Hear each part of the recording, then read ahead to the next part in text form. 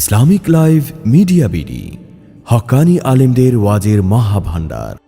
স্বামীর সামনে স্বামীকে বেঁধে রেখে তার স্ত্রীকে ধর্ষণ করেছে, তার 4 সন্তানের সামনে সন্তানের মাকে ধর্ষণ করা হয়েছে, গণধর্ষণ করা হয়েছে। এমন একটি দৃষ্টান্ত জাহেলিয়াতের যুগ থেকে কেউ দেখাতে পারবে না। কাজেই সেই দৃষ্টিকোণ থেকে আমি বলতে চাই, আজ আমার সমাজে মায়েদের ইজ্জত নিয়ে সন্তানের সামনে যেভাবে নামপট্ট করা হয়েছে, স্বামীর সামনে তার স্ত্রীর সম্ভ্রম ইজ্জত যেভাবে লুটে নেওয়া হয়েছে, এটি আরবের তৎকালীন বর্বর যুগের অসভ্যতাকেও হার মানিয়েছে। মুহতারাম হাজিরিন, সে যুগের মানুষ কন্যা সন্তান প্রসব হলে সেই সন্তানকে জীবন্ত মাটিতে প্রথিত করত বলে আমরা বর্বর যুগের ইতিহাস কোরআন সুন্নাহর কাছ থেকে জানতে পারি।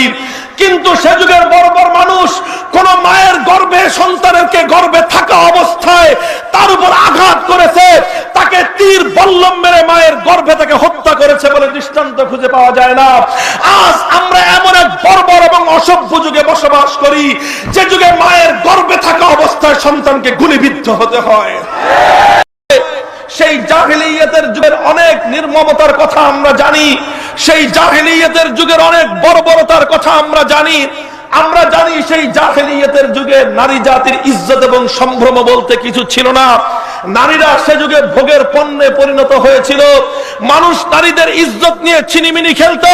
কিন্তু একটা দৃষ্টান্ত দেখান, সেই বর্বর যুগে 3 বছরের কোন একটি শিশুকন্যাকে ধর্ষণ করা হয়েছে।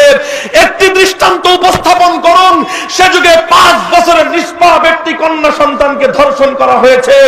জাহেলিয়াতের যুগের মানুষ বর্বর ছিল, তবে 3 বছর আর 5 বছরের নিষ্পাপ কন্যা সন্তানকে ধর্ষণ করবার মতো এত বড় পাষণ্ড ওরা ছিল না। আজ আমরা বর্বরতার দিক থেকে জাহেলি যুগের বর্বর মানুষগুলোকে হার মানিয়েছি। আজ আমাদের সমাজে 3 বছরের শিশু কন্যার ইজ্জতের নিরাপত্তা নাই। আজ আমার সমাজে 5 বছরের নিষ্পাপ বেগুনা মাসুম সন্তানের কন্যা সন্তানের ইজ্জতের নিরাপত্তা নাই।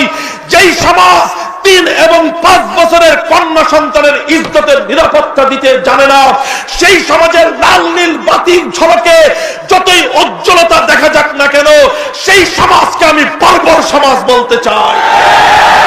নিত্য নতুন ওয়াজ, কেরাত ও ইসলামী সঙ্গীত পেতে আমাদের চ্যানেলটি সাবস্ক্রাইব করে সাথে থাকুন।